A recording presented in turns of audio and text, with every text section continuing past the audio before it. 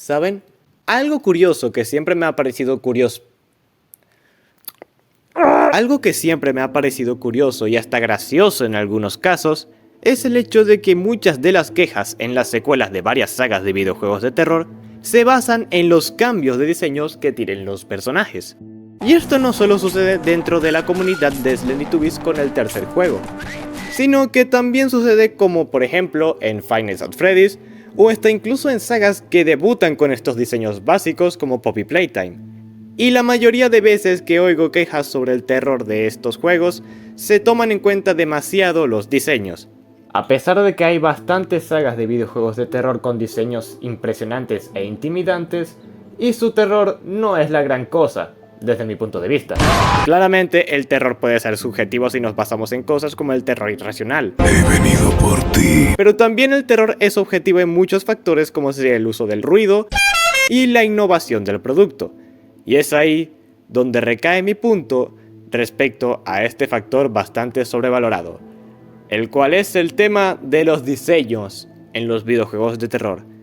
Y antes que nada, en este video voy a dar exclusivamente mi opinión respecto a este tema, tomando en cuenta algunos datos, factores y experiencias respecto a lo que de verdad es importante en el terror. Solamente lo digo porque no soy un profesional ni mucho menos la verdad absoluta en este tema. Ahora sí, comencemos. Primero que nada, quisiera hablar de por qué las personas aman tanto a los diseños con aspecto intimidante. Varios pueden sobrevalorar este factor ya sea por las películas o por los videojuegos, ya que, bueno, es lo más resaltante en algunos casos e incluso son lo primero que se nos viene a la cabeza cuando pensamos en un producto audiovisual. Personajes como Pyramid Head o las enfermeras de Silent Hill, Chris Walker de Outlast, Nemesis de Resident Evil, o para darles un ejemplo a ustedes, Tinky Winky de Slendytubbies, destacan por ser mayormente lo primero que se nos viene a la cabeza cuando pensamos en una película, videojuego o algún otro producto. Sin embargo, esto no es un punto para valorar de más a los diseños solo por lo llamativos que son, porque son eso, una parte llamativa e icónica del producto.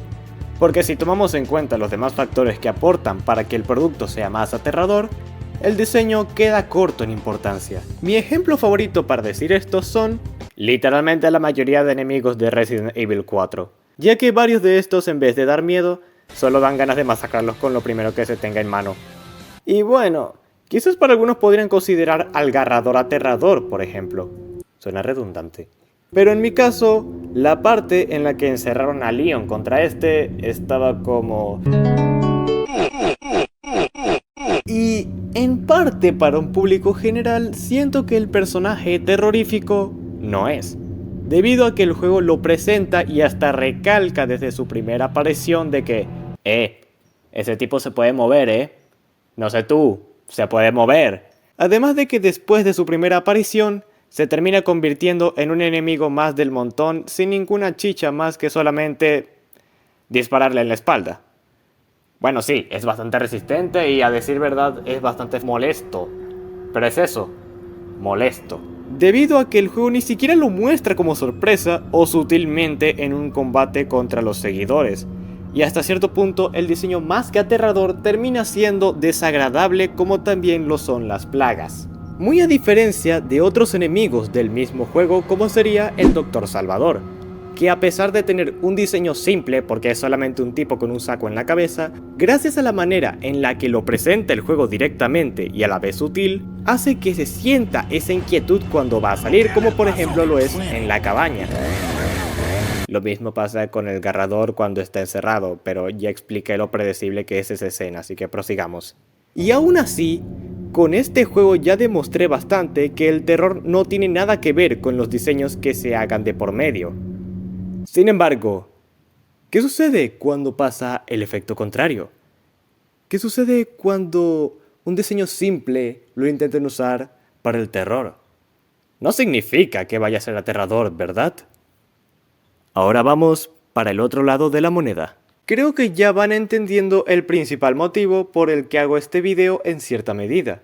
Y es que el disque género de terror de mascotas o terror infantil es el claro ejemplo de cómo se ha desprestigiado a este estilo de terror al traer personajes simples y hasta amigables, para luego ponerlos en situaciones amenazadoras. Y sí, en la mayoría de productos de este estilo se ha usado fatal. O sea, existe esta mierda. Pero eso no significa que sea culpa de los diseños como tal, sino la manera exageradamente barata y con las ansias gigantescas de sacarle el dinero a la gente con el que la usan. Véase como ejemplo a Hello Neighbor. Este juego es una especie de puzzle de terror en el que tenemos que conseguir diversos objetos para adentrarnos más en la casa de nuestro vecino, mientras este acechará toda la casa y si nos encuentra, seremos atrapados. Adelanto que este juego lo hace de una manera muy fatal, ya que el vecino no presenta ninguna amenaza, solo es un señor que se parece a Camilo. En el gameplay no presenta ninguna impresión el que nos encuentre, ya que solo se escucha su efecto de sentirse sorprendido, y cuando nos atrapa, no hay ninguna consecuencia. ¿Ven por qué esto se volvió un cliché en los juegos de terror? Desde que FNAF entró al género con personajes comerciables, varias compañías pensaron que con poner diseños bonitos en un lugar aterrador entre muchísimas comillas, mágicamente iban a hacer terror por los jajas. Cuando el mismo FNAF con el pasar de las secuelas también hizo notar la decadencia de su terror, al punto de que solo 2 de sus secuelas mínimamente dan miedo. Secuelas que llevan 8 años, por cierto. Y me es ridículo pensar que se critica a este tipo de juegos por solamente los diseños, cuando hay juegos que con diseños simples lograron dar más de lo que se esperaba. Literalmente, el ejemplo por excelencia de esto es el primer Five Nights at Freddy's. Esta saga con el pasar de las secuelas terminó siendo una franquicia que solo se dedica a complacer a sus fans con su monotonía y a continuar con el lore. Para entender la historia de Five Nights at Freddy's hay que olvidarse que estos son juegos y quiero que tomen realmente esta saga como lo que es. ¿Terror? Sí. Pero el primer juego fue el único que tuvo como parte primordial el terror. Y no es de sorprender si nos fijamos bien en lo que hizo grande este juego. Hablar del terror de Five Nights at Freddy's es hasta repetitivo si tomamos en cuenta los sinfines de videos hablando del terror de este juego. Que si está infantilizado, que si es el único de este tipo de juegos que lo hizo bien, que si el terror ha muerto, que si mi tía da más miedo. No obstante, el primer juego es de plano el único que hizo que esto se le llame terror. Literalmente, Scott es el claro ejemplo de que sin necesidad de tener recursos gigantes o diseños que durarían semanas en hacerse, puedes hacer terror si sabes del tema. Five Nights at Freddy's 1 tiene muchos aspectos que ayudan para que el juego pueda dar miedo. Actualmente dudo que la mayoría de ustedes sientan algo de miedo por estos juegos si lo han jugado antes o si ya vieron una guía del tutorial como evitar a los animatrónicos de Five Nights at Freddy's.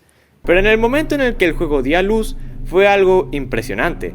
Ver cómo modelos de animatrónicos hechos en un día lograron lo que las creepypastas de esos tiempos o los juegos posteriormente no pudieron replicar. Un ambiente oscuro pero lo suficientemente luminoso como para ver a los enemigos. Sonidos por todos lados, cambios ilógicos que te hacen sentir si estaba así antes, alucinaciones, la incertidumbre, el misterio, todo esto que estaba entablado para causar miedo a lo desconocido hacia el jugador, para que al final recibiera su castigo al no poder cumplir con el reto, el jumpscare. Y a ver, quiero tomar este espacio del video para explicar por qué los utensilios para dar miedo al espectador no se deben catalogar como baratos. Porque barata es la manera en la que un producto los usa, como dije anteriormente. Y en este catálogo están los jumpscares, siendo tratados como terror barato cuando solo es un recurso más para dar miedo. La circunstancia con este es que se trata del remate, ya que es un terror espontáneo que provoca la reacción inmediata del cerebro. Por estas razones, solamente con poner a un muñeco en la pantalla gritando no vas a dar miedo. Si acaso sorprender, ya que ambas reacciones no son lo mismo. Y en este caso tenemos a la saga de Slendytubbies, la cual ya tengo un video hablando respecto a cómo estos juegos fueron bastante irregulares en cuanto a terror. Y en estos tenemos a Slendytubbies Worlds, juego que a pesar de sus diseños infantilizados, es un juego realmente bueno para sacar un susto sorpresivo, debido a lo impredecible que es, ya que el patrullador se teletransporta en el objeto más cercano al jugador, mecánica poco deducible en las primeras ocasiones y que en algunos mapas, al no tener tan clara la ubicación de las papillas, lo hace incluso menos predecible. Pero, ¿por qué entonces no da miedo si logra asustar con diseños simples? No es lo mismo. El juego puede tener buenos sustos sorpresivos y un soundtrack decente, pero el ambiente tan infantilizado, los modos de juego tan amigables y que después del susto sorpresa la tensión baja rápidamente, hace que el juego no se pueda tomar en serio.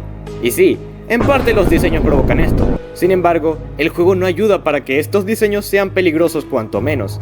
Aquí tienen un ejemplo de un boceto rápido que hice de Lala en 2 horas.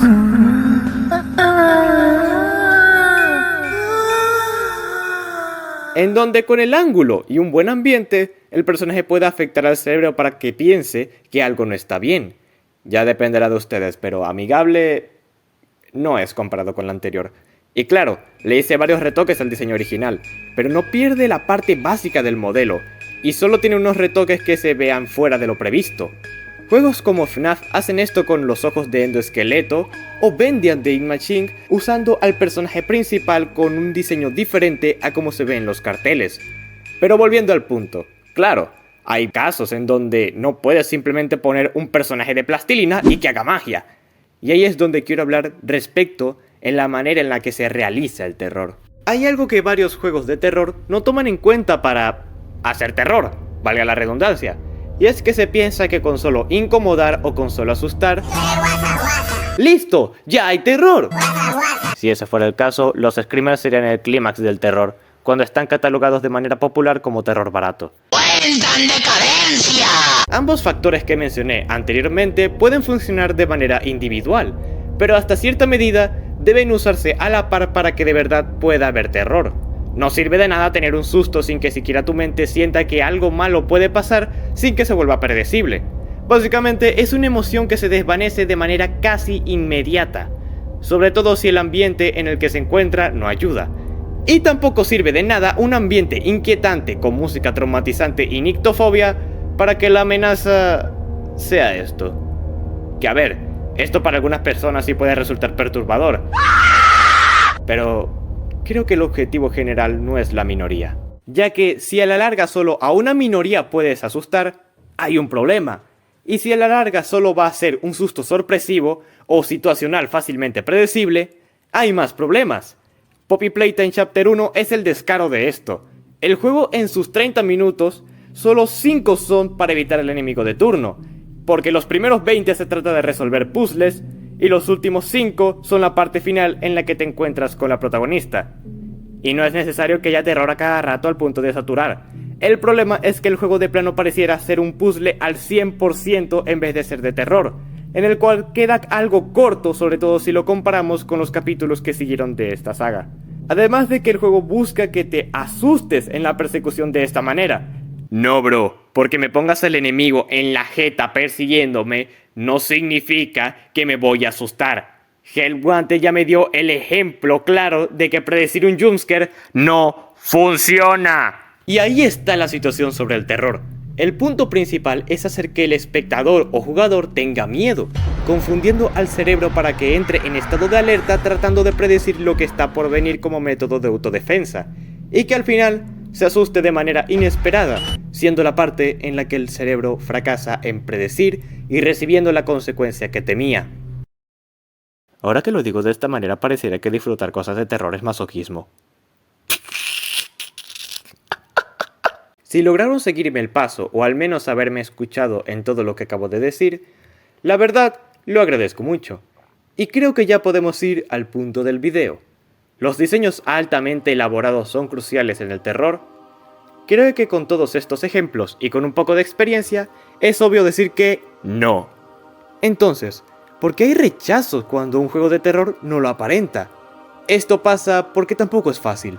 Un diseño extravagante y fuera de lo común para nosotros hace fácil que el cerebro a primera vista tenga un rechazo a un posible peligro, mientras que un diseño simple y hasta amigable causa el efecto contrario, provocando que no parezca una amenaza, y esto hace que un diseño elaborado sea más efectivo para dar miedo, ya que el rechazo más allá de los diseños es en la probabilidad en el que el juego lo haga mal para usarlos, porque hay casos en donde los diseños amigables pueden provocar terror si se usan bien y lo contrario.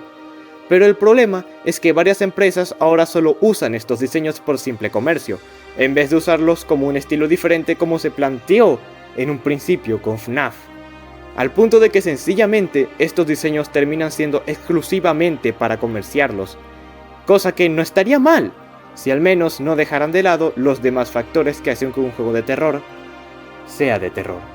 En conclusión, los diseños de los personajes son nada más un elemento artístico que facilita la hora de hacer terror. El problema va a la hora de usarlos sin tener conocimiento o experiencia previa con dichos productos. Ay, Dios mío, ¿cuánto tiempo llevo con este guión? ¿Cuánto tiempo llevo haciendo el guión? No sé, solo sé que fueron más de 7000 palabras. ¡7000 palabras! Definitivamente es el video narrativamente más elaborado que he hecho. Ya me dirá el Joe's Editor cómo le fue, lo quiero mucho. Como sea, espero que les haya gustado el video. Si tienen alguna opinión respecto a este tema, pueden compartirlo en los comentarios con tal y respeten las opiniones de los demás, ya que ese era el punto principal de este video, dar mi opinión respecto a este tema. Como sea, ya saben que si les gustó pueden darme un like, o si les gusta este tipo de contenido, a ver si intentamos innovar, porque esta comunidad se está muriendo, pueden suscribirse. Sin nada más que decir, me despido. ¡Chao!